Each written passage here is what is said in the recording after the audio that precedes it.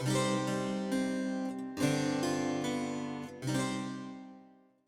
guys are fucking great. Okay, let's get started.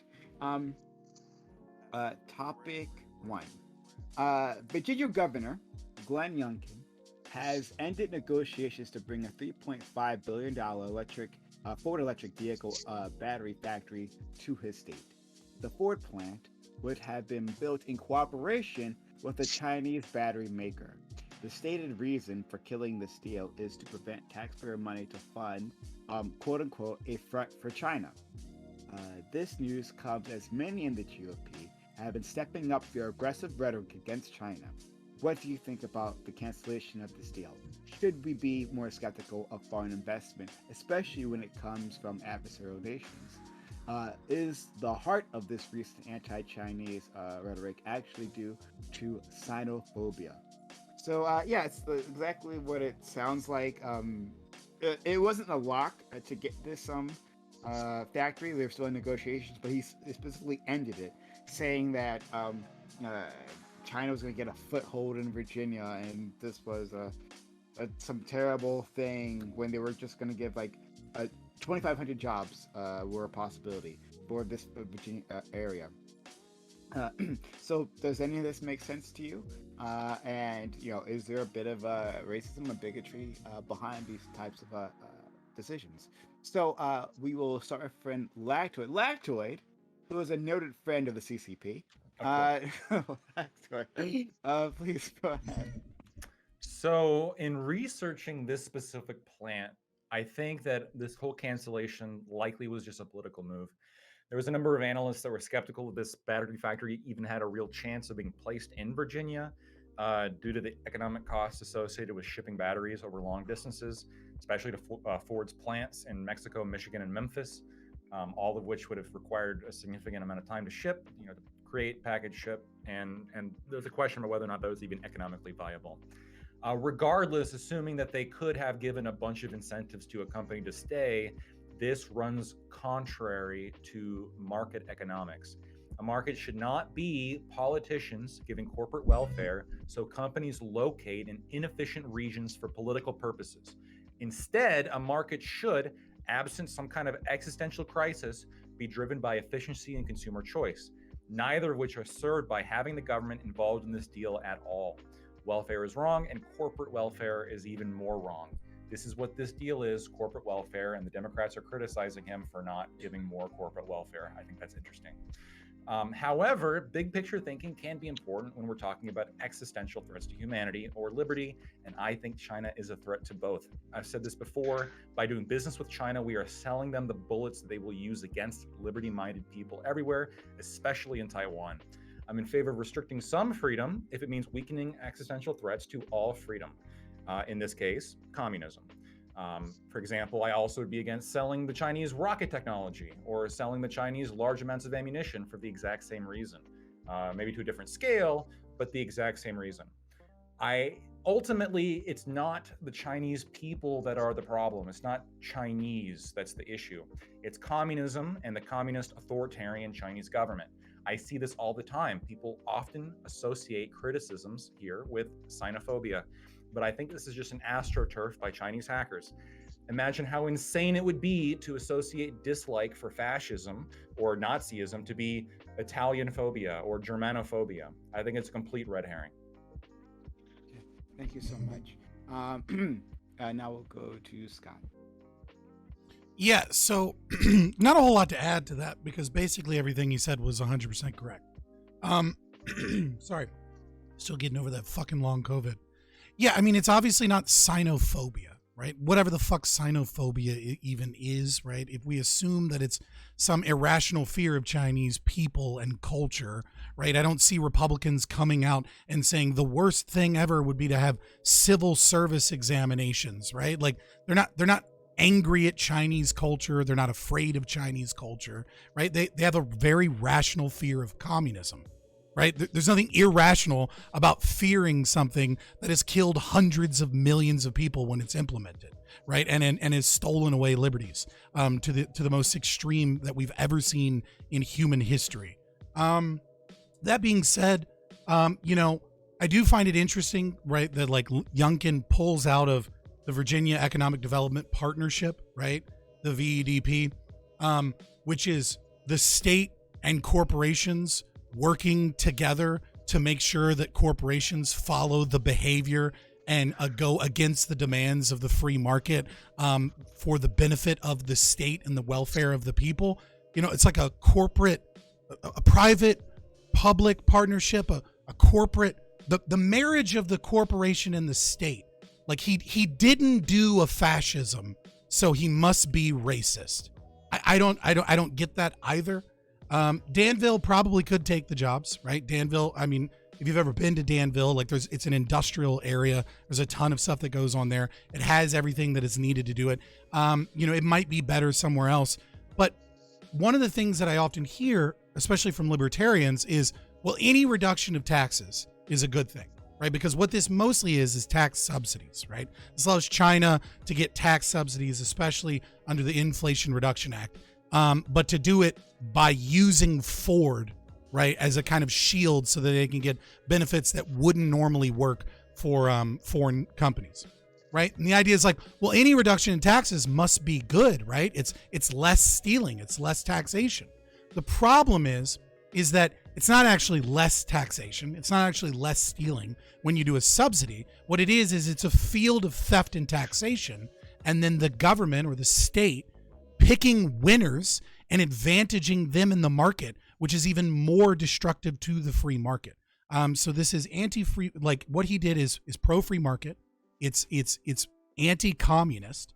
It's not xenophobic. And yeah, it probably was political. Congratulations. Youngkin is a politician and he does what politicians do. So I don't really see the controversy here. Thanks so much. Okay. We'll go to Alan. I don't think this has anything to do with communism or free market economics. It actually strikes me as protectionism.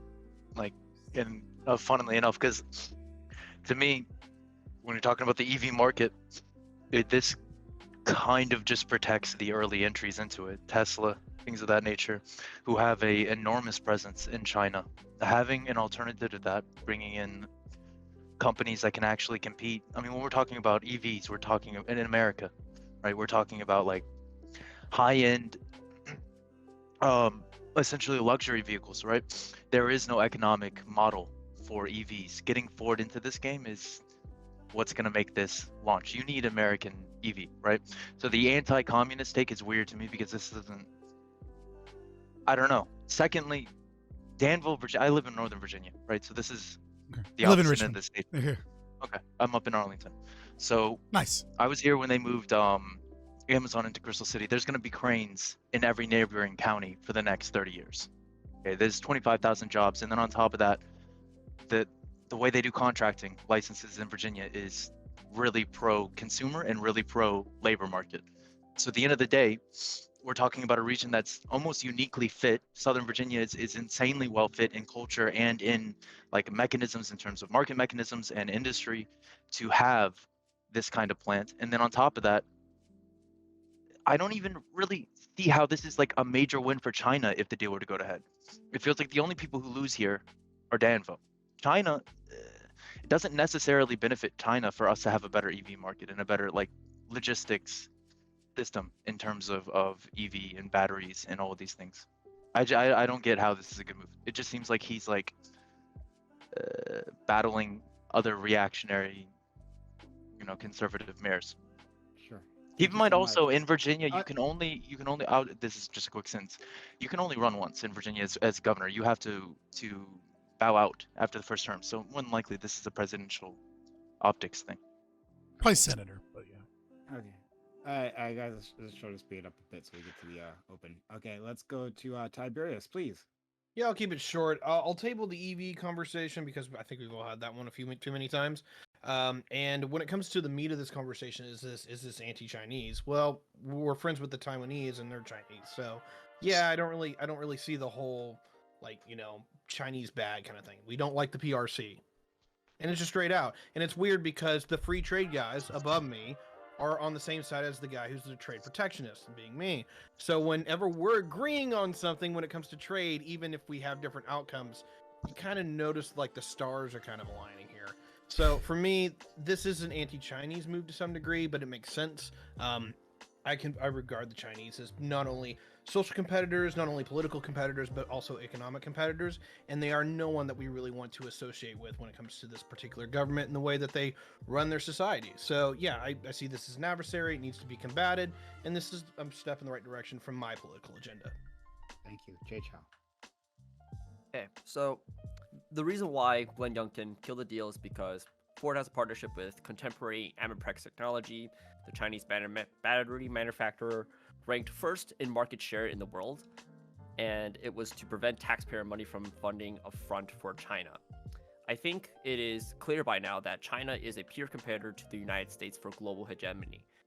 Perhaps this is less known, that one of the United States' prime foreign policy goals is to continue being the global hegemon. And I think these two statements are what led Youngkin to kill the deal and make people become scared of anything that has to do with China.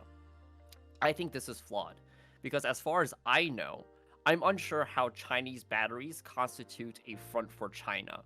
I understand policies like the TikTok ban on government phones because it has something to do with data at risk of being compromised, right? However, the Ford deal would have added American jobs, it would have made products for American use, and for the profit of an American company.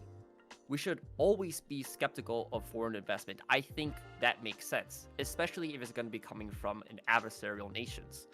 But I don't think the Ford partnership poses harm to national security. And since this also just seems to be something that we're doing, juxtaposing our positions to others, while Lactoid and Fabian Liberty are free market economists when it comes to their policies on economics, and Tiberius is more trade protectionist, I think that Youngkin's policy here, it goes completely against the logic and what we know about international economics, which is that free trade produces the most wealth, and that by integrating the world into global supply chains, then we are able to produce this kind of relationship where countries have to think twice before they do anything that may be militaristic or anything that goes against international law or norms in order to protect those trade policies. Corey, please. Yeah, I'll be short, or I'll try to be short. Both You're always short. wise and speech wise. Yeah, I saw it coming. Don't worry. So I'm against this, but sort of like the same end goal as, let's say, even Lactoid and Scott, but for different reasons. Where it's like I come from an entirely different viewpoint of like I don't think we should be transitioning from fully combustion engines to like all electric vehicles. And so I don't think taxpayer money should be used to subsidize EVs, just because I don't think replacing one-to-one is the way to go. And I'll leave it there for now, and we'll get into it in the open panel. Okay, thank you. Deep. I'm actually thrown on this one. I think, like Scott said, it's pretty obviously like a political move, but I really don't see that there's anything inherently wrong with that. If overall it's beneficial. So yeah, I'm kind of torn. I could go either way right now. And so we'll go into open, but just before, guys, the reason why my camera's not on, because we've got problems with the, I'm having problems with it, unfortunately. So I am here, the person in the center of your screen. So if you hear my voice, you know where it's coming from. All right, let's go. I want to make a quick distinction, right? In that while Tiberius D and Lactoid and I are like aligning here, like our motivations and our philosophy is different as to why we align. And correct me if I'm wrong, Lactoid, but I would say the reason Lactoid and I are aligning are from a free market libertarian perspective, in the idea that the state giving out subsidies, right, to specific companies to control behavior and attempt to get something that goes against market principles, right? But we reduce taxation so that it can be done is not what's appropriate here, and that the factory will get better deals elsewhere. But if assuming they didn't get any deals, if they wouldn't have been profitable, then they shouldn't have been built there to begin with. And if they would be profitable somewhere else without those special deals where they're getting a sweeter deal elsewhere, then that's where the market is most efficient at doing that. Now, Lactoid and I disagree probably deeply here when it comes to whether or not a factory producing things that is, bringing money back to China should exist at all. I don't give a fuck if China gets a factory and builds a factory in Danville. I just don't think they should have special privileges from the state in order to do so, right? Like, I'm all for free and open trade, and I would probably be taken to task, or vice versa, with Lactoid and Tiberius D here. My issue is the subsidy itself is a problem because it's anti-free market, and it's also anti-free trade because it's anti-free market. I was gonna say it's always gonna be a little hard to reach out to Scott because you're somebody who despises the role of government in any way, shape, or form. But the real kicker for me here is that even if you're assuming that we're supposed to play nice, the Chinese clearly have shown that they don't want to. Almost every industry that they're involved in is hyper subsidized, and even if you were gonna cut away every U.S. labor law and economic law on the books, we have a higher value added chain, which means that they're more economically competitive against us when it just comes to labor and wages. They can't do everything as good as us, but when you're fighting a billion of them, it's kind of a different conversation. The number is Tiberius, staggering. Yeah, my head just perked up because you kind of made it sound like the Chinese not playing fair by subsidizing their industries is something that we ought to antagonize. And maybe if you had some economic ideology that despises any government intervention, sure, but I didn't expect that from you. Well, that's more of an overture to my libertarian friends, because I'm not going to have another wonderful conversation on how great the state is in economic affairs, right? Because while I will, cherry blossom this to simply say that, yeah, it can be horrible. We've seen very good instances of that. I think there are things that actually the United States government or any government can do that actually does turn a profit and turn good revenue.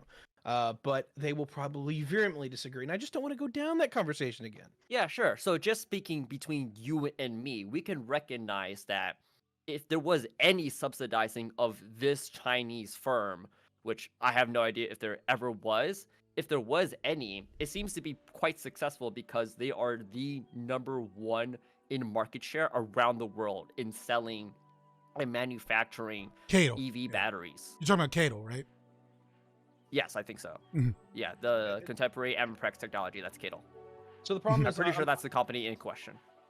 Just the problem in our disconnect here is that I'm talking a little bit more macro because I'm more the forest guy. You guys are a little bit more in the weeds in this particular factory and this particular sub-industry. Don't know much about that one, to be honest. So there may be very specific factors that I'm not aware of, but just generally by what we've seen throughout the entire Chinese economic model, they subsidize the hell out of everything with a bottomless supply of zero interest loans. It's hard to compete in that environment. And so hold on, the United States also has near zero interest loans. We've only recently increased our interest rates. Well, that's not from COVID. That's from years ago. Well, it started in I'm not 2008 or say something. that we haven't had record low interest rates, but what they do is legalized loan sharking. There's a whole order of magnitude compared to what we do. You could there are actual criticism that you could have on how the Chinese manipulate their economy. One, by manipulating their own currency so that it's a higher value than it actually should be.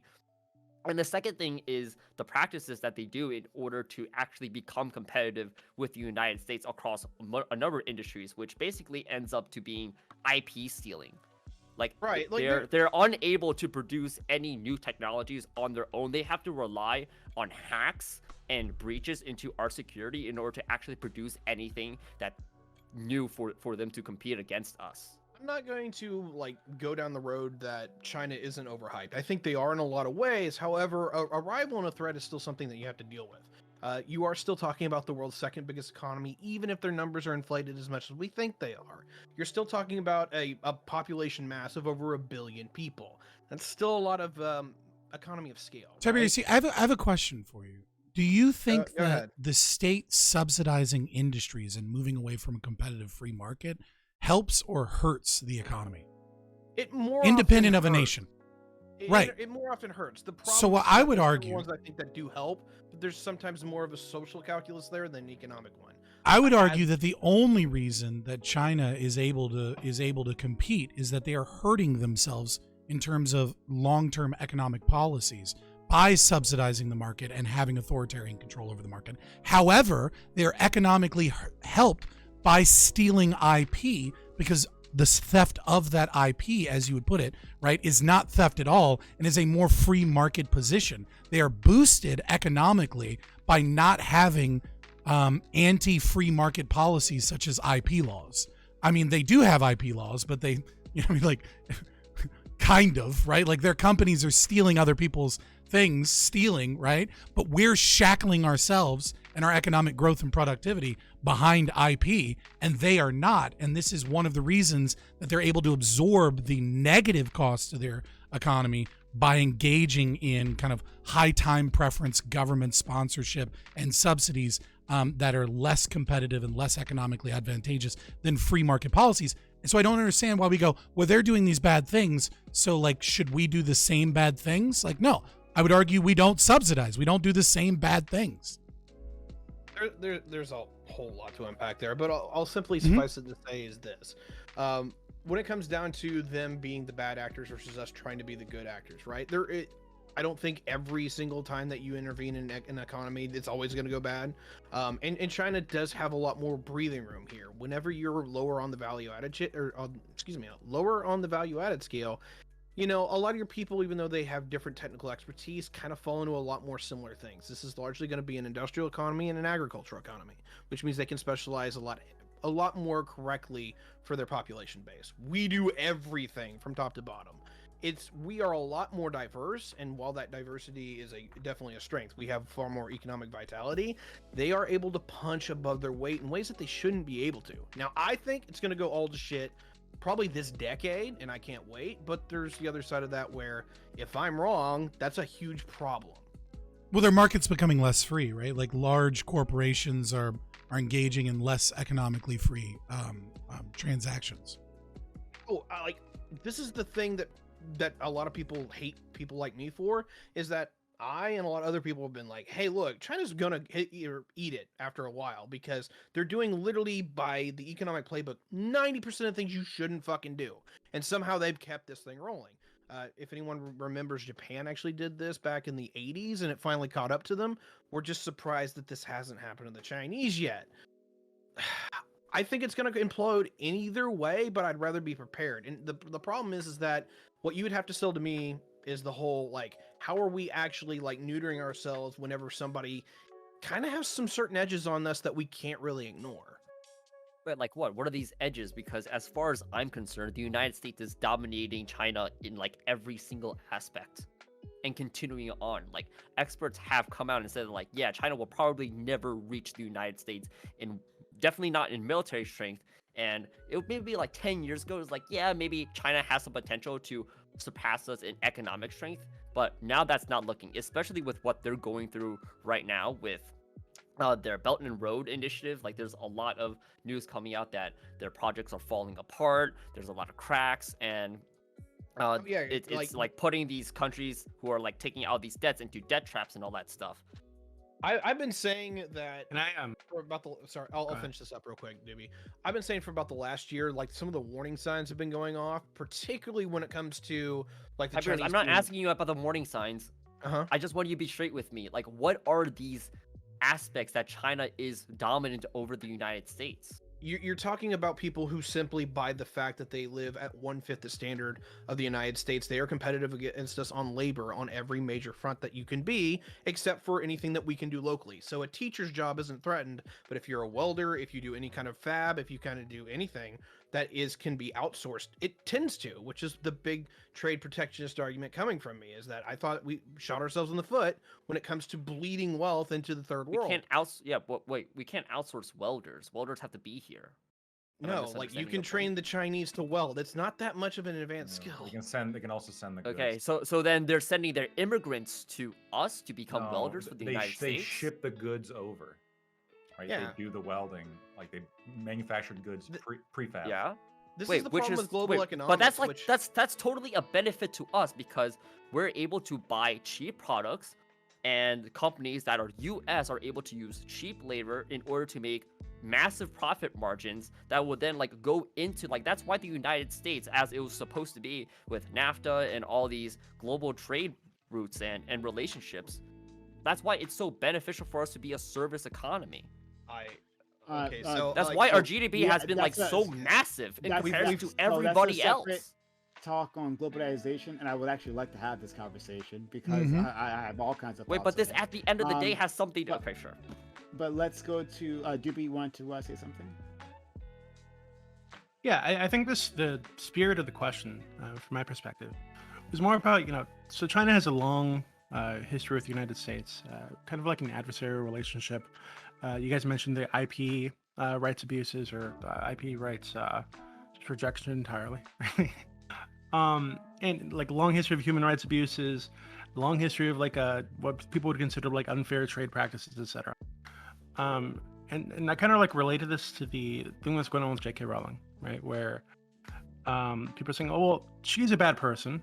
Yeah, China is going to blow up your mind, right? So China's a bad Whoa. country. So China, most Americans would consider China to be like a pretty immoral, authoritarian nation, right? Well, the government, yeah. Yeah. So, and just as people say that J.K. Rowling is transphobic, so the argument is, hey, we shouldn't purchase this book or this game or support it in any way because that in some way benefits her. In the same way, allowing investment here from China through this company would benefit this nation that we believe is doing all these human rights abuses. So why shouldn't we just reject China entirely, just as we'd reject J.K. Rowling for her transphobia and Harry Potter, the entire universe for her transphobia? Why shouldn't we reject them in the same way?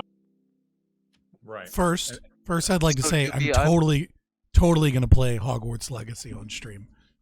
Well, okay, There you that's, go. There's my wait, answer. Hunter, that's kind of Totally fucked up a because valid like argument. Strange she's response, literally though, said that. Go ahead. So my thing is, I think you're dealing with an existential threat there. J.K. Rowling is a bad entity. She's a bad faith entity. And considering that she is the creator of Harry Potter and this is an extension of her, I would prefer a more American book series. Like, this is the point, right? Like, at the end of the day, I'm going to play Hogwarts too because it's going to provide value to me. I don't really care about J.K. Rowling. She's the artist. The art is separate, right? And in the same way, China, you can disagree or agree with what they're doing, but this deal would have regenerized Danville, which is not a particularly upscale place. And on top of that, Northern Virginia is incredibly, it's one of the most rising business sectors in the United States. Yeah, but that's I wonder why. We're talking. Why we're is talking Northern about the Virginia entire- growing so much? Well, because again, right, we have played smart economics. You look at Amazon and what it's doing. Played Nova smart did it economics? same. I would say smart economics. That's yeah. why you think Nova's growing? A place where That and the basically combination of other everyone that things, yeah. works in the government lives? That's not true. Well, the government, the That's U.S. just- government no, is no, the number no, one no, employer that's just in the not United true. States. That's just not true, right? You That's have good You don't- an IT corridor. I don't think it's a part of it, right? You do have a lot of Yeah. federal workers here, but that creates. You go to Nova, it is built.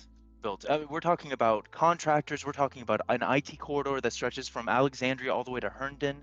We're talking about marketers, consultants. We're talking about blue labor, right? Construction, repair, all of your sectors that require a healthy functioning contractor sector. We have that. We have a heavy retail system. Like, to say that we are a state that is successful solely because of this, the government. I mean, sure, there is a factor where being close to, I don't want to say the means of production, but the federal state ensures that you're going to have a leg up in terms of success. I would But I would make the same never- argument that California being on the I would never west coast I would and next to the beach makes it in some ways better to, like, more able to succeed.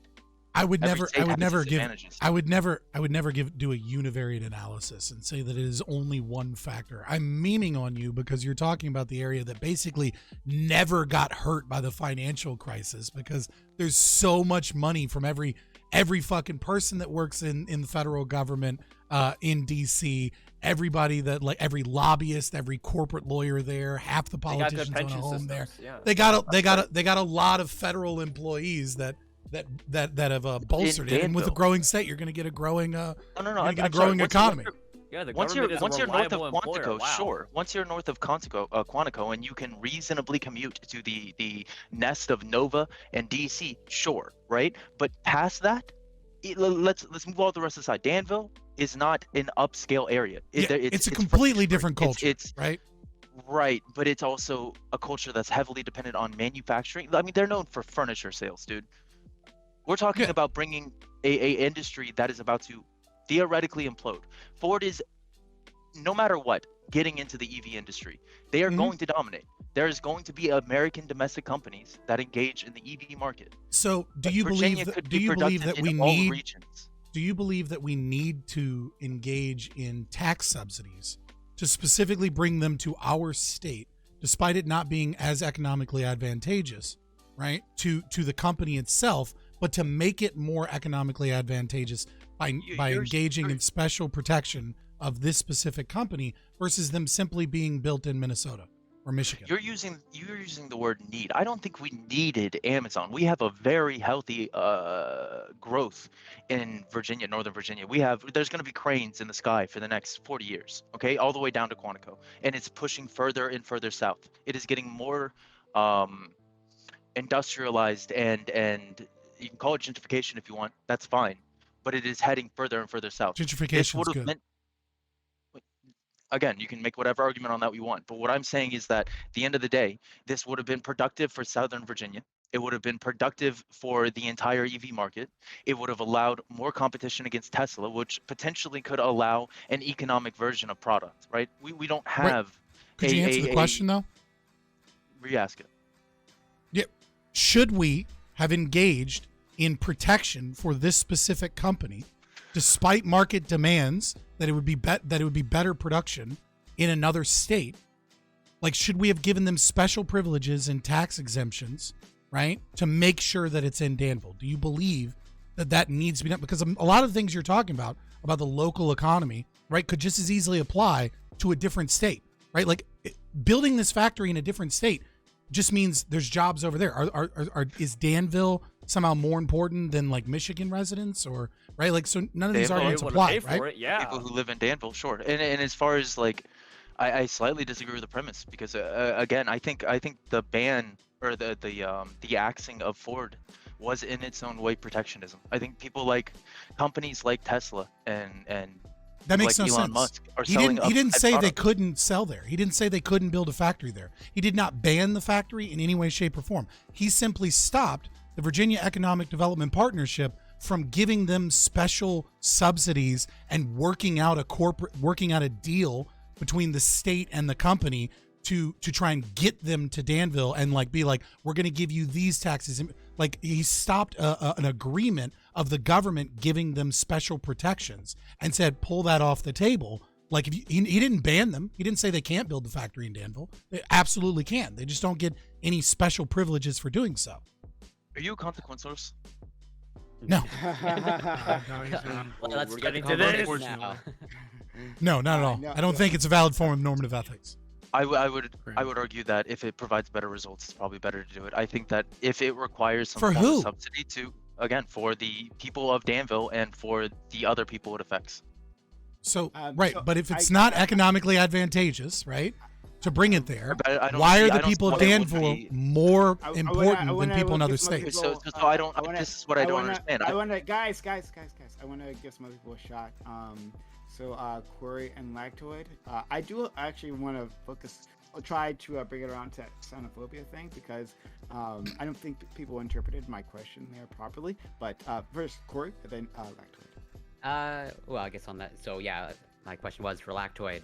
In that, like, given your position, like, so essentially, if I'm understanding you correctly, like, pretty much like the U.S. should be sort of like isolationist towards China, as in like pull out all sort of like economic interaction with China. Like, would you want like Tesla, for example, to like shut down their factory that they have? That I understand they have. I a prefer factory. they would move to different areas. Yeah, I would like to see more maybe like relocation, because and this is something I wanted to talk about a little bit when it comes to the.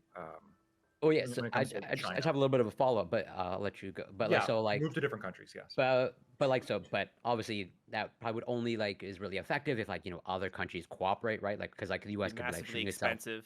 and Yeah, also it could like impossible to move factories and Yeah, you manufacturing could. supply Well, chains. you would ramp like it would be ramped up. So, and I know Scott's gonna hate this. I think it would be fine to implement some kind of like commie tax, where anything sourced from like a communist country gets like a 1% like percent increase, and that money goes to like lower the price from like liberty countries like sourced from here.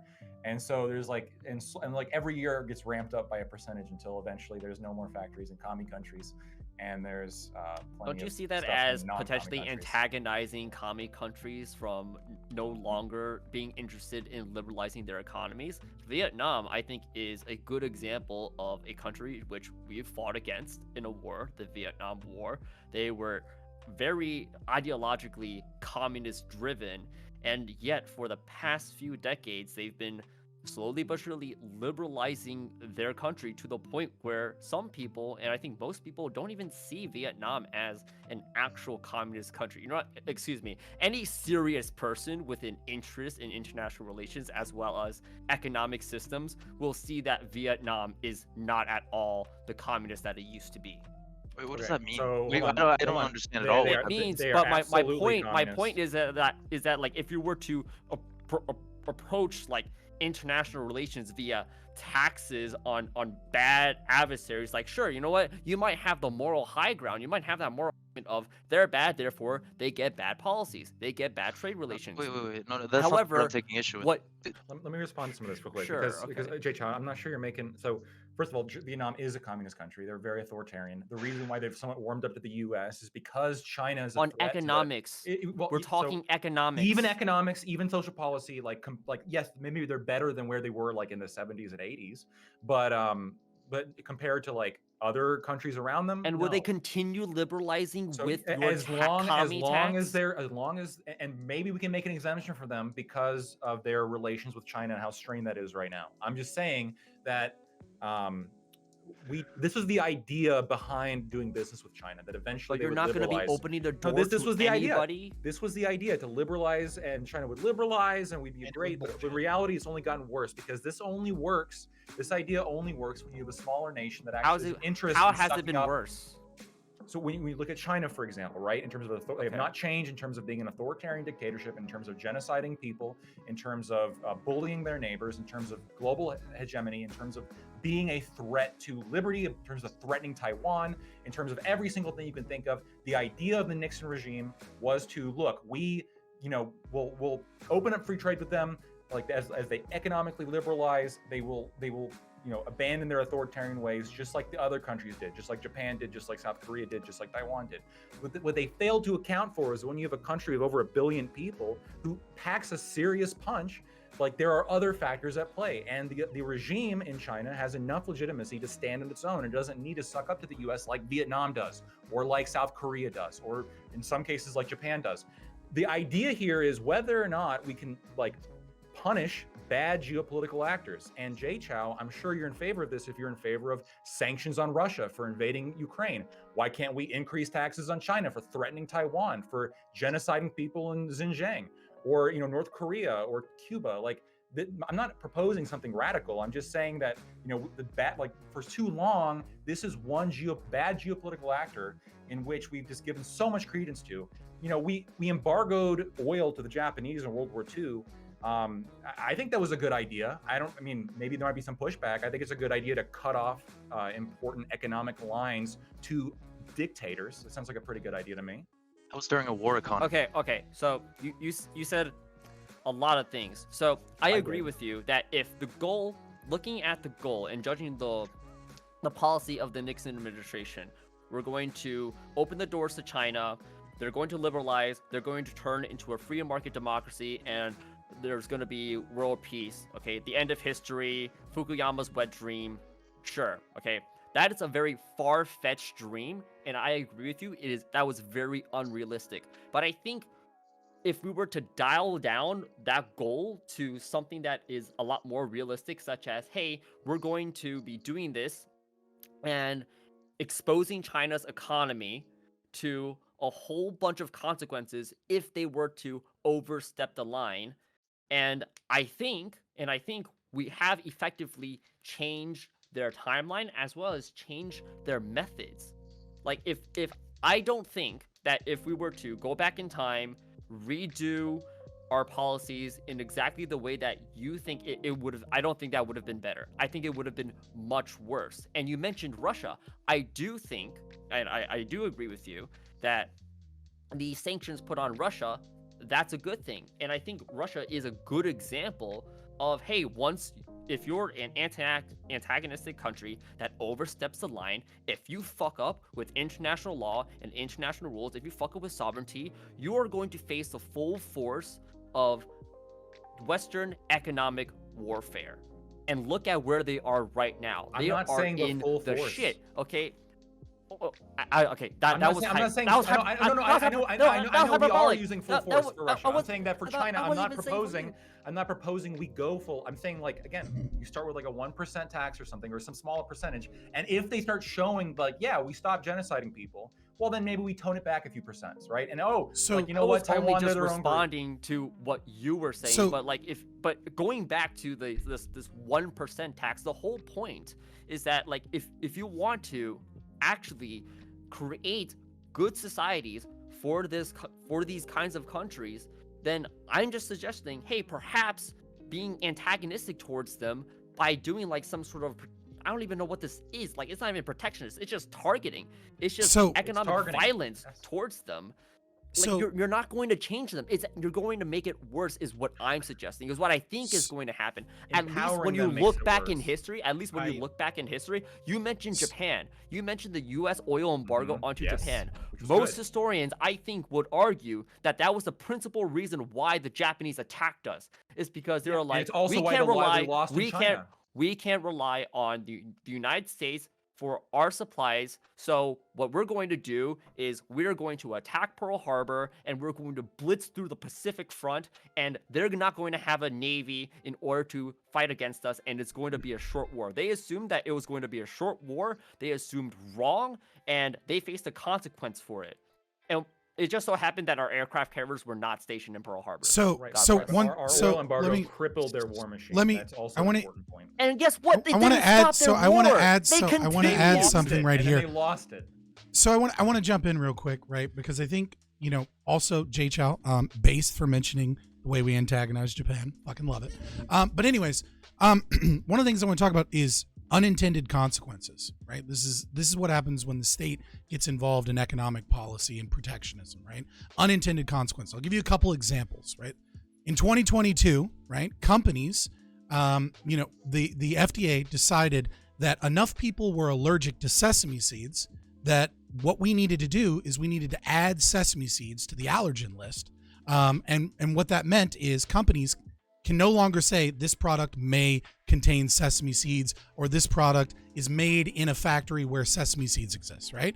And you got to make sure there's no sesame seeds. And this will help people that are allergic to sesame seeds. Well, the problem is that sesame seeds are really small, right? And they didn't account for this. And because they're really small, and because they'd be financially responsible for it, the companies decided, well, we'll just add a tiny bit of sesame seeds to our products, regardless, and we'll just add it to the recipes, and then that way we won't have to worry about getting sued because it's on the list. So now people that are allergic to sesame seeds have less things that they can eat because the government decided to regulate for allergens on sesame seeds. Another great example of unintended consequences, you talk about sanctions on Russia, but in 2014, we did sanctions on Russia.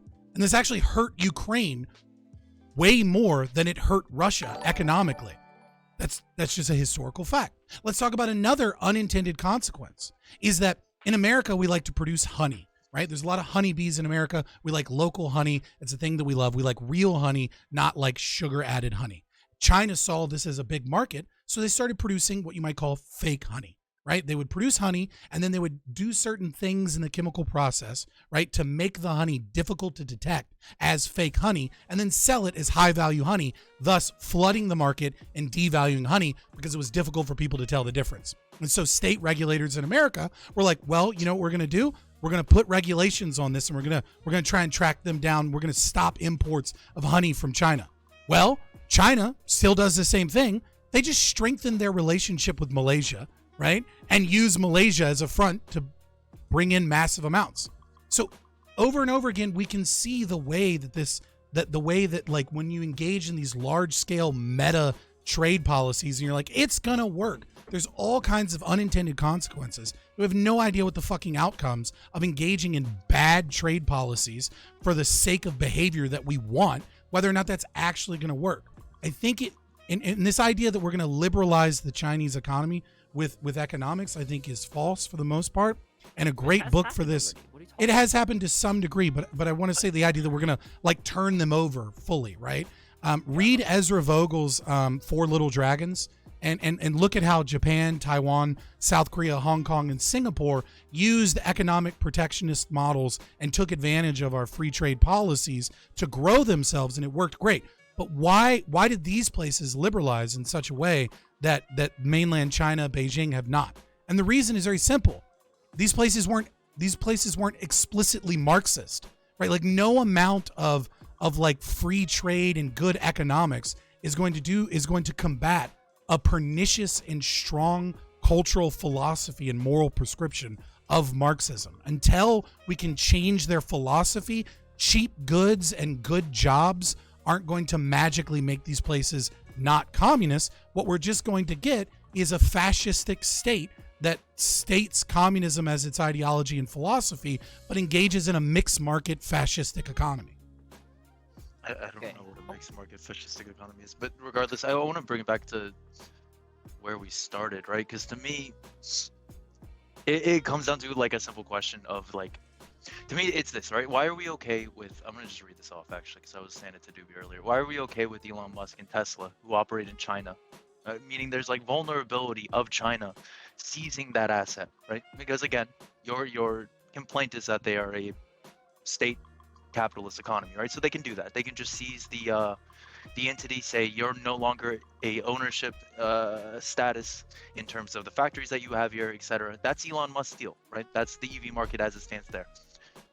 Leaving, if they were to do that, you leave consumers just sitting there with their dick in their hands.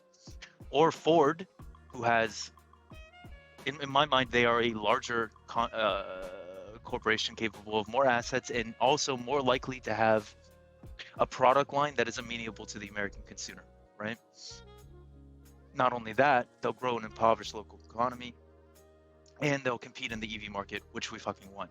So it seems to me that Musk and this route of the people who are going to remain in the status quo of the EV market, if we stop Ford, right, is more vulnerable to China mechanisms than not. Whereas Ford is at least a domestic economy. Like this is the dichotomy, right? I don't understand.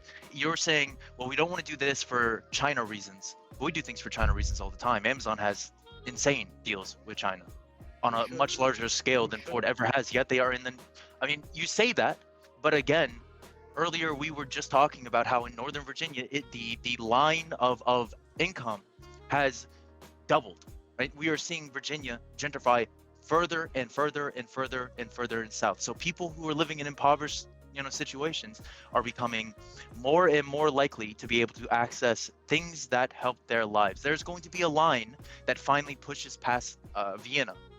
We've had the same line system for years. Half of the reason that things have been difficult to develop further south is literally transportation, right? Getting people out there, getting productivity, right? This absolutely would help.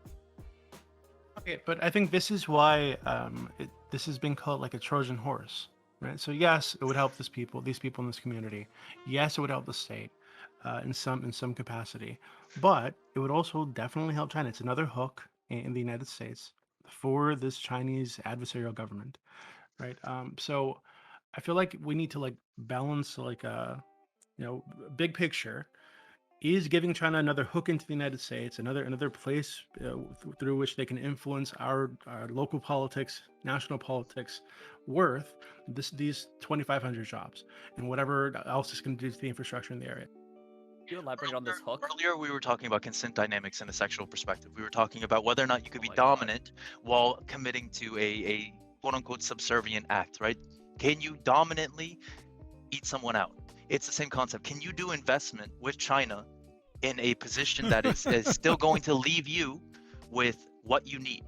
I think it's possible. Welcome to Twitch politics. That's beautiful. Wait, but actually, that is such a great point because I feel like a lot of just talks about international economics, most people go into this zero-sum thinking, where their gain is our loss and vice versa.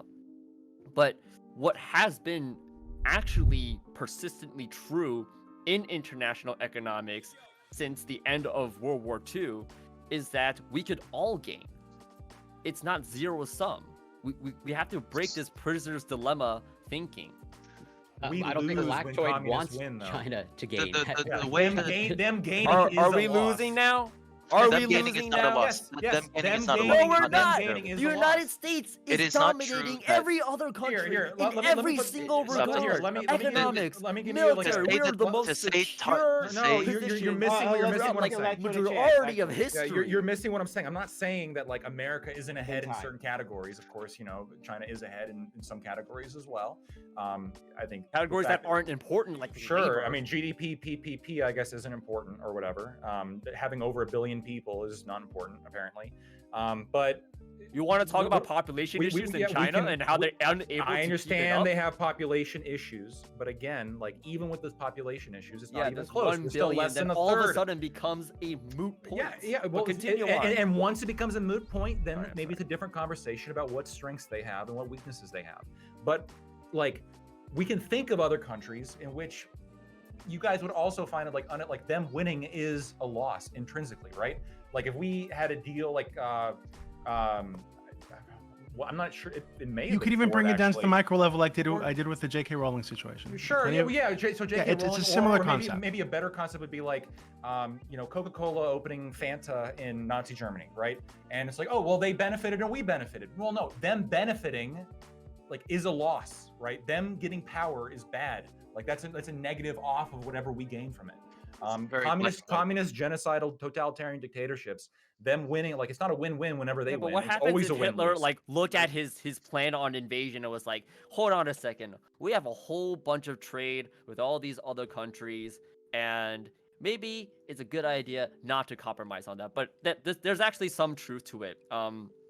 Even back then, a lot of European countries were trying to form economic ties with Nazi Germany, and maybe that was going to deter them from doing whatever it is that they were going to end up doing. It didn't work out, and maybe you would think, and people would think that like, hey, that is a case example of economic what ties about the not opposite? preventing war. Right, so but what if it's not preventing I anything? think it's important. God. It's important to know that during that time, like that level of economic ties is drop in a bucket. Like the level of economic really quickly, integration we are in right now is like insurmountable when compared to any point in history. Like I think your position, actually, you never said this, but it sounds like you're really in support of decoupling from China, and I what I think asked him. that is an unacceptable. again, I think I've been very wait, clear. That's an wait, let me- unacceptable I answer. think I okay? directly asked There him. has Stop, to be a stop. better I need way to ask for this you to question. deal with it, because like decoupling from Yeah. China So is we going to understand. be You've already made this point catastrophic like 4 for times. everybody. You're going to be Get it. causing so much more harm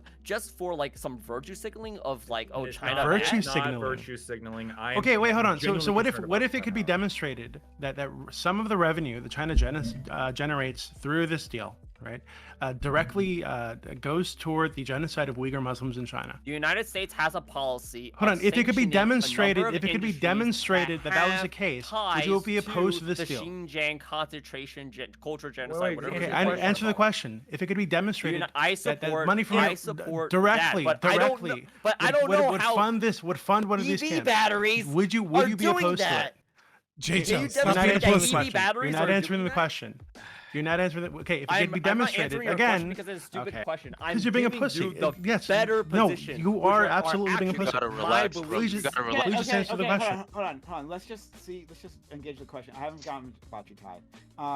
I bet J-Chow tastes salty Let's right try now. to. Oh my God. Lick me. Let's just try to gauge the question. Let's say that Uyghur Muslims were in a forced labor camp and they were part of the supply chain for the batteries. So the fact that batteries are being bought and used by Ford in this plant basically kept that labor camp up and running, right? Where otherwise it might be closed. In that case, would you still support it? Wait, is this Is this me an or open question? everybody? Yeah, to J Chow, and then we got to get to Ty. Oh, Would I still support it? I just wouldn't buy Ford then. Okay, but you'd allow them to hold on. You'd allow them to generate money in the United States that funds a genocide. Would I vote Is what for you're it? saying. We do that all the Is time. What you're saying, or like, or am I? I'm in a not asking position if you'd of power? vote Like, for it, or if you're in a position of power. Would you States. personally say, "Hey, don't"? I'm opposed to this. Yeah, if I were to support it, I would have to really spin it. But there's probably some way. But why would you need to spin it? Just say, like, hold on. Because obviously, It seems like you're taking like optics. But like you somehow need to support this thing for some reason. Like if you're opposed to it, just say you're opposed to it. No, Wait, but fuck okay, optics. so If are you're you right, talking you're right. about If you're me wrong, as you're a wrong. person in a position of Yes. power, or me as in like just a private citizen? You Twitch guy, would You you on say the panel, I'm but you opposed lost. to this? I'm Okay, opposed then to funding a okay, I'm a genocide. Twitch Is guy. I that too wouldn't buy hard for you to Ford. say? I wouldn't buy Ford. That, I'm a okay. Twitch guy, right? But you wouldn't be opposed to them like opening up this plan. I would criticize it. Yeah. Like you wouldn't You would revise criticize your it. opening statement. You wouldn't say, "I do Yeah. not want this to happen. This is a bad No, thing." my opening statement. Funding my- genocide is very bad. quickly. That's difficult for you to Ooh, say. I for would some be reason. opposed to it. That would be be an opposed to important it. detail to put into my opening statement. No, I would probably criticize it. But like, Probably. If you were the but governor, if people, if you were, but if if you people were the were governor, to, now if I were the governor, okay? If you're the, no, come on. This is where we go. No, this is fun. Come on, Whether the plant should be there or not. Okay. So if you were the governor, it was up to you. And Doobie, gave this information, this intelligence. Virginia on, citizen Doobie, yeah. Yeah. Exactly. Right. On the production process of the battery, would you end that deal because of this? Yeah, I probably would. Okay, that's all we needed. Tiberius. Yeah, I want to. Isn't that already the case though? Guys, it's my turn. Shut up. Is it? All right. Yeah. All right. So I want to tie the former conversation and this later part of it together. Every time we've seen throughout history, when it comes to economics versus security, the nation sides with security. If that means that they think that they live for another day, a decade, or a century, they will nuke their own economy. We've seen this with the Japanese. We've seen this with the Germans multiple times. Yeah, everyone wants to feel safe, and that means actually making sure everyone has a good job. Sucks, but that seems to be the reality.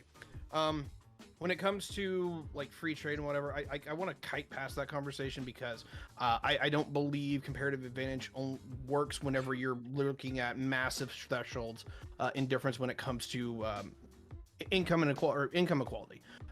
Yes, technically free trade is better when it comes to generating wealth, but that wealth gets rapidly concentrated, and the social issues that stem from that are horrific.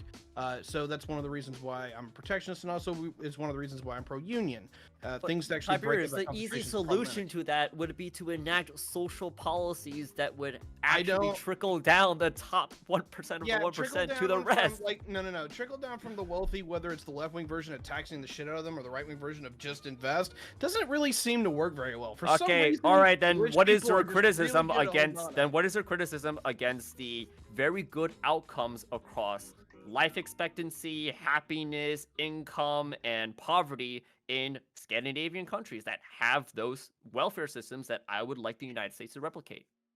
So I think it's weird. Fuck does that have to Maybe do with the topic? Yeah, What? here, I'll just surmise it really quickly because We should buy batteries from them. Yeah, not yeah. China. They let me don't sell surmise- batteries. Let me Are you surmise sure about this, that? guys. Probably not. 5 seconds. Not to the all right? level that China does. Hey, That's the problem. Let Ty go. Let Ty go. All right. When it comes to most of Europe and not Scandinavia, one, I'm going to praise their institutions. A lot of these countries, particularly the Scandies, have very strong unions, a very strong social cohort in actually saying, hey, we're going to show up to the party, we're going to have a decent deal, we're going to have a standard of living.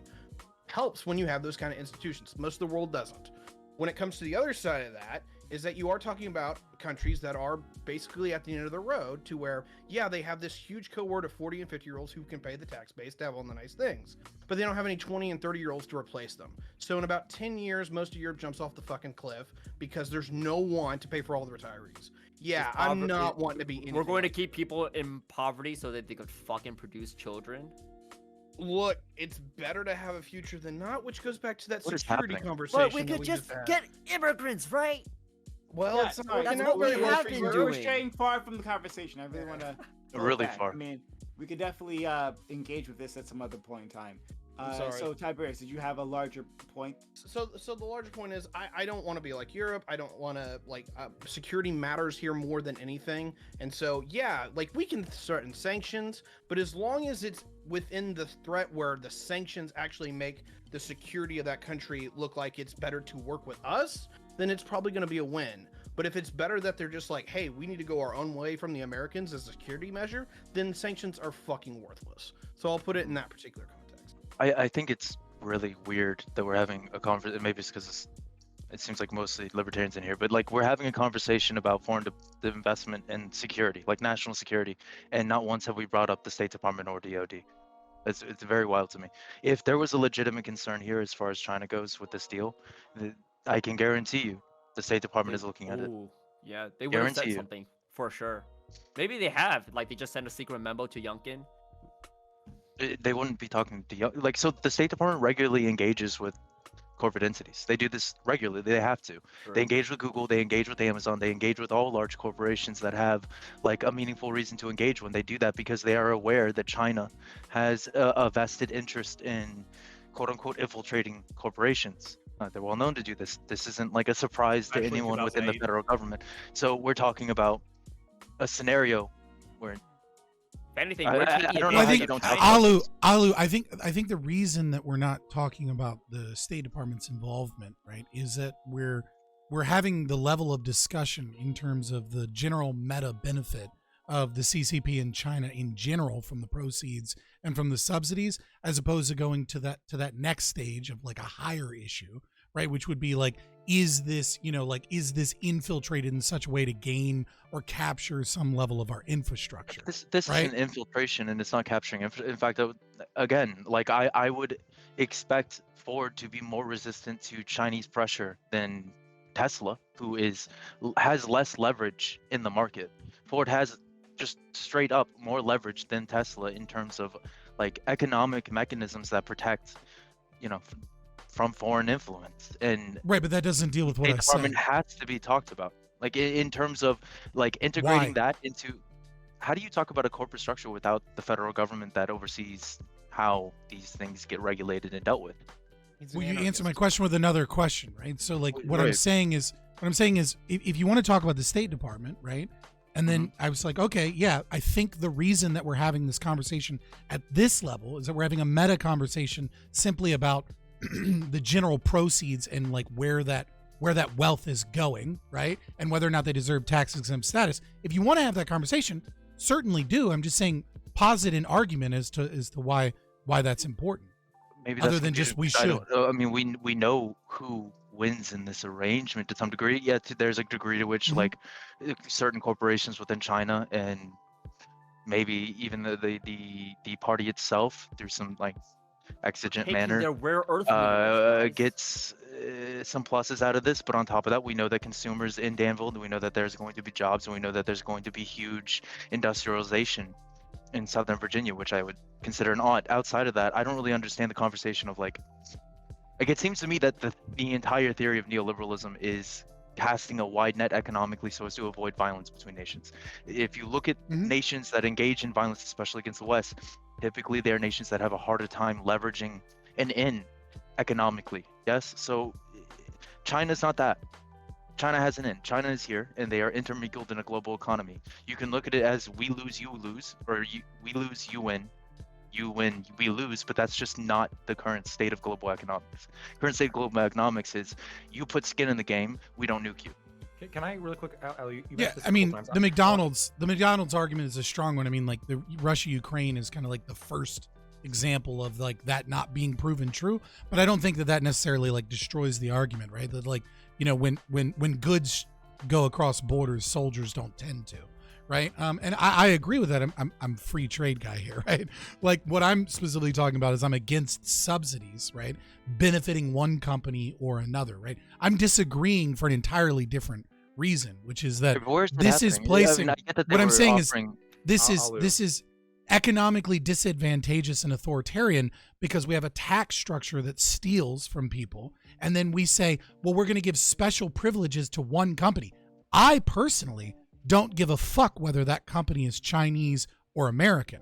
What I'm concerned about is that there are better places where it's more economically advantageous, but because of the power of the state, they can make an area more economically advantageous by giving them tax subsidies, which in turn means a less effective market economy, which means we lose in economic growth and capacity if there's another state that has the infrastructure to better handle this, better redistribute those. Were you in I wanna- support of Were you in support of Amazon coming into North Virginia? Let me add one more Let thing. go. Let me add one more thing to that, because you said you were. I don't know enough about that topic. I'll admit that, You even though said- I'm being passed by. I you don't said you know were enough like about a- that specific one. You said you were like a consequentialist here.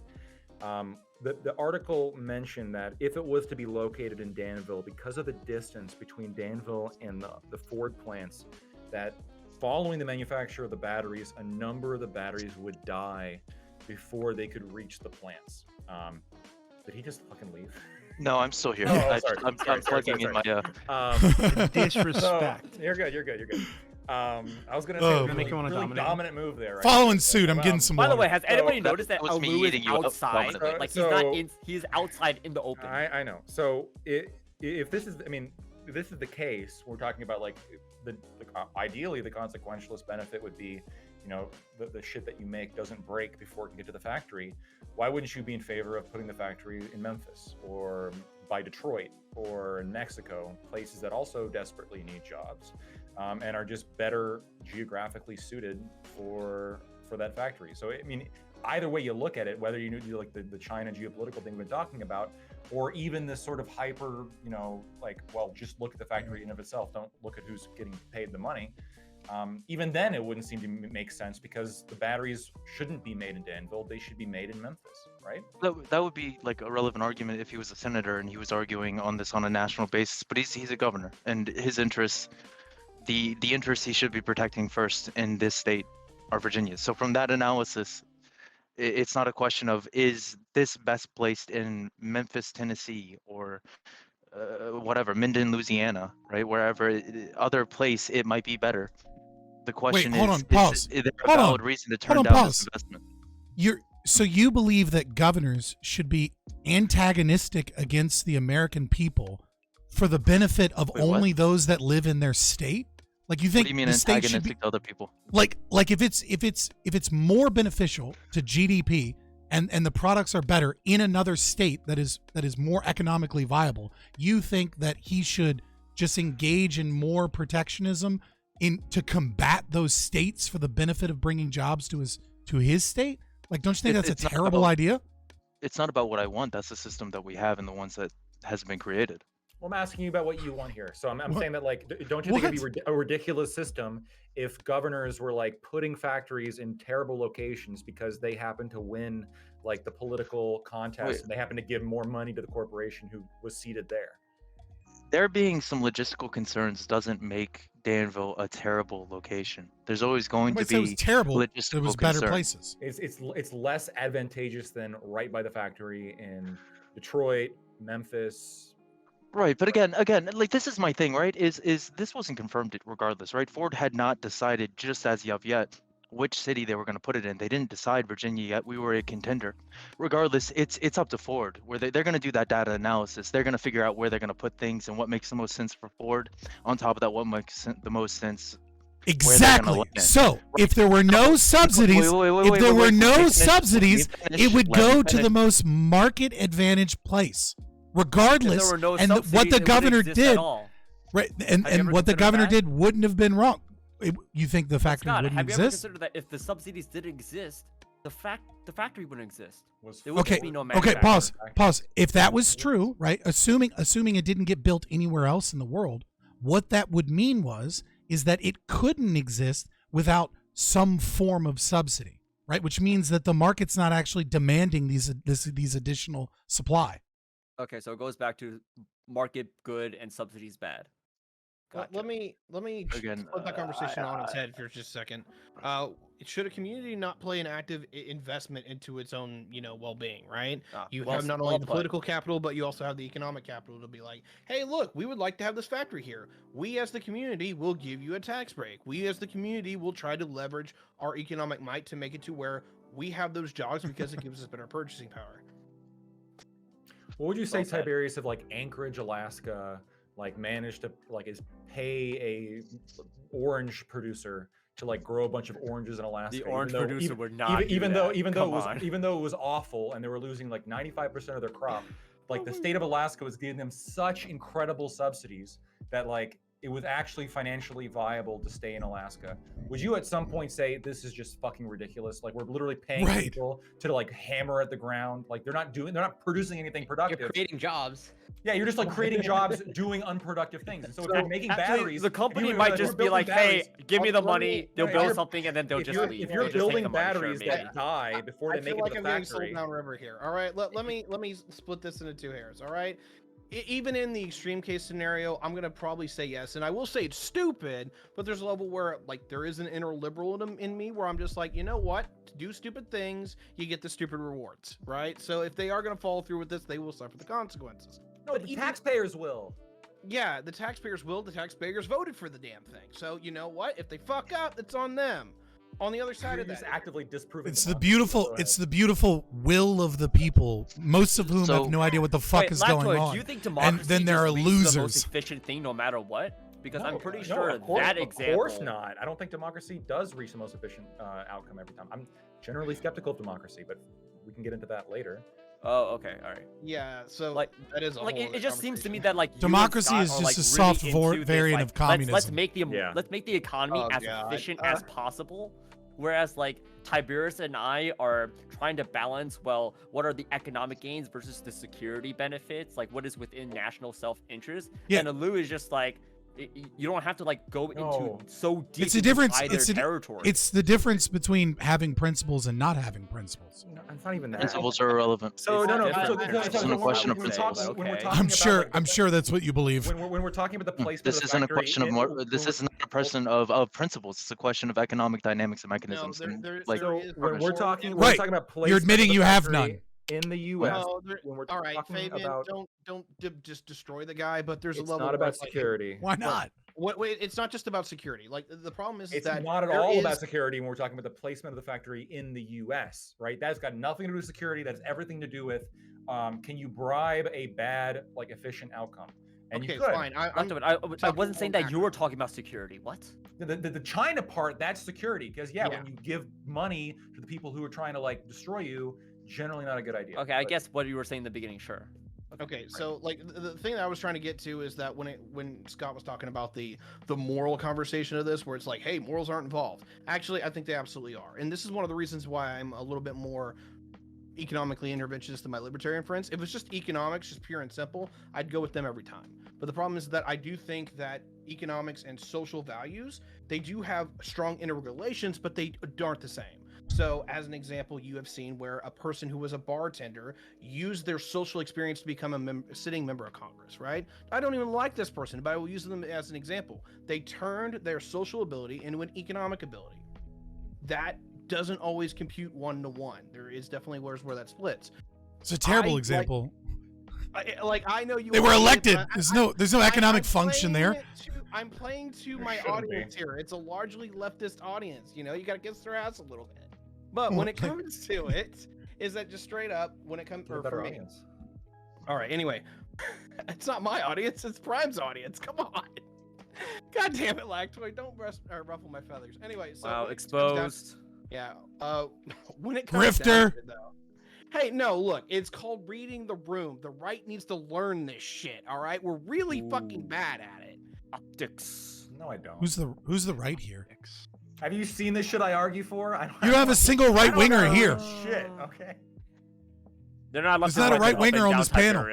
Different direction on the political compass. Lactoid's left leaning. He defends veganism at this point. That's totally a left leaning position. No, I don't. Yes. Yeah, just nudge him a little bit, and you'll be a communist. You're gonna scare Scott off again. Don't go there.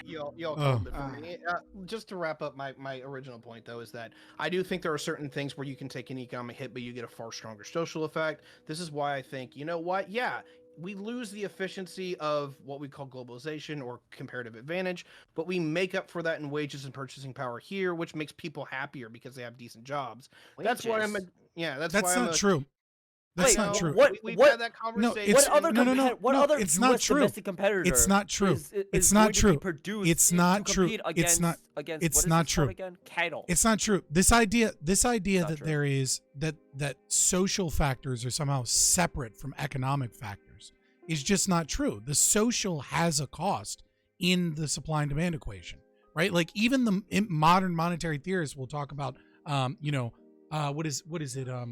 Marginal social cost versus like marginal social price, right? And the idea that like we need the state to step in for those things uncaptured by the market, but they even still admit that they exist, right? Like when people don't want to do, like for example, right? Like if people like Apple, even though they're a shitty, terrible company, because they believe, right? And this is probably an information failure, but they believe that like they have more privacy and security with an Apple product because they heard that the Boston Marathon bombers, like they had iPhones and the FBI was like, help us with a back door, and Apple said, go fuck yourself. If you can't break into the phone, that's your goddamn problem, right? People hear that, and that is a social thing that changes the price demand, that changes the way people evaluate products. The same is true if a product is involved in, let's say, helping fund internment camps for Uyghur Muslims. Right, like this is the problem, and this is where like our ethical calculus gets a little weird. Is that because I'm sitting here saying, look, it's they are tied together, but they're not one-to-one. And as an example, you gave one. I think that illustrates the point, but I'll give it the inverse, is that you have people who are like, oh, I hate Chinese sweatshops, right? But people still offshore to Chinese sweatshops because they are still profitable. But the moment that someone says, you know what, fuck Nike, I'm not buying their stuff anymore, and you get a critical mass of them, no longer is that functionally profitable. It wasn't profitable today, or sorry, it was profitable yesterday, not profitable today, and that's the integral relationship I'm trying to get at, is that certain social things absolutely are profitable one day and not the next, and that is why it has a separate value than economic. No, this is a difference between the price people are willing to pay for their social values. They pretend like their social values are super high and that like they'll never do something, but they will. And B, information failures caused by the state and the assumption that regulations are like making sure these bad products don't exist.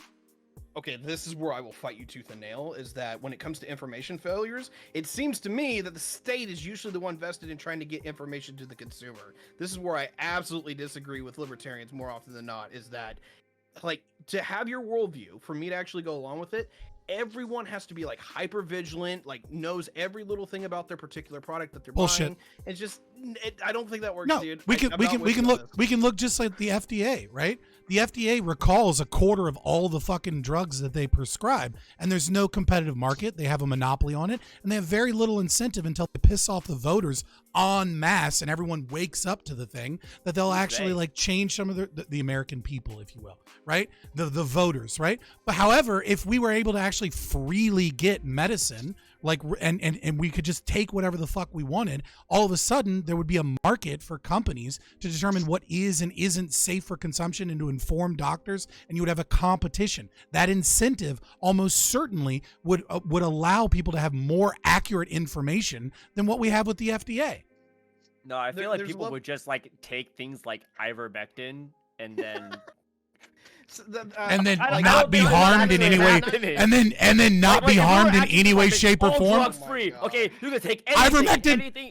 Ivermectin's a great fucking example. Coming up to your door. Ivermectin has never killed anyone. Not FDA approval, but you're like, you know what? Fuck that shit. Okay, I'm just gonna tell you straight up. This works, Scott. No. Ivermectin has literally never killed anyone. It's magnitudes of infinity safer than Tylenol. At best, it's a placebo. Like, I mean, here, like, this is my issue. I don't have a. It's a great example. Wait. Look, I don't have a problem with you bringing up that basically the FDA is a cartel, right? I don't have a problem with that because it's true, and economically, you have a point. The other side of that is that if you shift the burden on from the state or an institution, which I generally trust institutions more than the average person, is that when you don't have the institution, it is up to the average individual. And I'm totally with Jay Chow on this one. Most people have no fucking idea what they're talking about. They don't know basic chemistry. And then you're talking about putting complex molecular chains that may have incredibly different results based upon people's aforementioned knowledge. Like, I don't even trust source is people Joe Rogan. to figure That's- out how bad ice that's a- cream is for them, let alone like pharmaceuticals. That's a really long way to say I don't have an argument as to why the market couldn't do this. Oh, fuck you! Come on. No, there are totally examples. Like, I mean, do you think anybody should be able to walk into like whatever a pharmacy drugstore and like buy Accutane, like a teenager, including? Well, I wouldn't say that teenagers Why are not? able to buy drugs without parental permission. Okay, even an 18-year-old, or however. I mean, maybe you want to revise the age of adulthood. I think anybody should be able to purchase anything, period, to include Yeah, nuclear weapons. Okay, yeah, right. So you're okay with a 19-year-old, like buying Accutane, that's fine. But I see some potential issues with that, for sure. Yeah, okay. Right. Wait, hold on. So maybe I'm not like a drug addict like the rest of you. So what is Accutane and like what's it used for? So it's used to Like, what's treat severe dangerous about it? acne, cystic acne, typically. And typically, if it's prescribed, it can cause birth defects. And you explicitly they take extreme precaution to ensure that if you're on Accutane, you are not going to become pregnant while you're on it. Wait, hold on, but this is a God. teenager, so like, well, I mean, I would assume that we wouldn't want these They would teenagers still to be get pregnant. adults. Wait, And if they did get pregnant, right? Then I think Even at it'd any be- age, I'm just. I think I'm that bringing up that I think example. their child being deformed might encourage an abortion, which they should probably get if they're a teenager getting If you pregnant. want to go down that road, you're more than happy to go down that road. My Just- libertarianism ends with I think McNukes, but I wanted to ask one quick question. This is my last question, Scott. This is like just another consistency test, I guess. Going back to, again, I'm okay with stopping certain like economic transactions with China. Would you be okay with, I guess, any force like stopping if I own like a bullet factory and I'm just selling bullets directly to the Chinese? Would you stop me? No. Let's say they're using those bullets to like invade Taiwan, to like invade South Korea, like they're actively in a war zone. Can you still stop me from shipping bullets over there? Yeah, I mean, I wouldn't, right? But the problem with applying libertarian philosophy to the existence of a state where we don't have a free market is that we have to engage with the reality that the state exists, right? And so the state has captured as a monopoly, many institutions in trade. I err almost always on the side of free trade because it's not a rights violation. But if you can prove that a rights violation is occurring, right? Like, let's say like selling bullets to the Chinese that are specifically 100%, right? Every single bullet goes towards a genocide, right? Like I'm kind of in like I'm kind of between a rock and a hard place, right? Because the limiting of that free economic transaction is a rights violation, but you're able to prove that 100% of those bullets are also being used in a rights violation. And so like that's a much more complicated discussion that I can't necessarily give a firm What if it was answer on. 99? Sure. What if it was 99%? Does that give you a firm? Even if it was answer? 50%, like you get into really gray areas because Sure. Gotcha. we don't have a free market, right? Like in a free market with no state, right? Like I have no recourse to stopping someone from selling a thing, but the state has kind of taken upon itself a monopoly on certain enforcement mechanisms that can't be done by a free market. Scott, so this has been my argument like the whole time. Like I'm Mhm. saying that again, like I agree. I would like to live in a world in which we're not like restricting trade to the Chinese. Which is why I specifically brought my issue down to the subsidy level and not necessarily the funding the Chinese level, because there's a lot of gray area there, right? Like at the same time that I would say you should be able to do whatever that funds the Chinese, I would also say that like family members that escaped China that were harmed should be able to sue China, right? And if the legal system of America is taking a monopoly on our legal system, then America should facilitate Chinese expats suing the Chinese government and should enforce it with violence if necessary if they refuse to pay, which would cause all-out war, right? Can you describe to me? Hold on, please. Can you describe to me how that looks when I as a American citizen go to sue the Chinese government? How that plays out step by step? I said expat, right? So you're a Chinese immigrant, right? and the state has stolen something from you, and you have all of the proof that they stole things from you, right? Then that Chinese expat ought to be able to sue China. Well, how does one sue China? How does that? Yeah, exactly. Right. Well, right. Like you'd have to use some form of court system. I think America should facilitate that and demand restitution on behalf of those citizens. That eventually turns into war, right? So it's like, do I think it's a smart thing to do? Please slow down. No. Please slow down. What court system specifically? Are you talking about creating one? I mean, we'd probably have to create one, right? And how would it have teeth insofar of forcing the Chinese government to recognize these suits as valid? What would that look like? if they don't, and you have absolute proof that they stole, then you'd have to use violence. You'd have to seize Chinese goods in America. Seize Chinese goods. With the commie tax. Under what law? Under natural law. Like they demand restitution for the crimes committed against them. That's not what he was asking for. I think I'm just saying. Yeah, I know it sounds crazy, but I mean, like that's. No, I mean, it's not that it sounds crazy. It's just I don't see it as feasible, and I also see it as a waste of time. Like. Yeah, I agree. I said I don't think it's a technically advantageous thing that I would like advocate for as like a smart policy. It's probably a waste of money and it wouldn't work, right? But if I was being morally consistent and someone was proposing it, I'd have to be like, yes, that is the morally right thing to do. If I'm being complete, the idea of sanctions generally. They're good, and so like Cuba's a good example of this, right? If you're talking about ideological subversion, they're terrible. They don't work, right? Like they've been around for 60 plus years. They're going to keep being around. They're going to keep being communist. When they were doing the protests a couple years back, they were screaming Julio 28. That's the party slogan of Fidel. Their problem was with the economic standing of the communist government. It wasn't with the fact that the government was communist, right? So as far as sanctions go, they typically don't work. They typically just force anti-liberal entities to double down in terms of human rights abuses because it becomes impossible to engage in economics any other way, right? The same reason that China is in a development stage. There's a higher degree of human rights abuses as a result. You're seeing this with India as well, right? As it develops. I don't agree with the idea that sanctions are like a solve. I didn't say anything about sanctions. We gotta move that forward. They're just a way of cutting out people that. We gotta move forward. Didn't say anything about sanctions though. We've already. Agree. I let this topic go a little long because you guys were so into it, but we gotta move forward. You just watched a clip from our Twitch channel, Fabian Liberty. If you like content like this, please like and subscribe here on YouTube, or go ahead and give us a follow on twitch.tv/Fabian Liberty.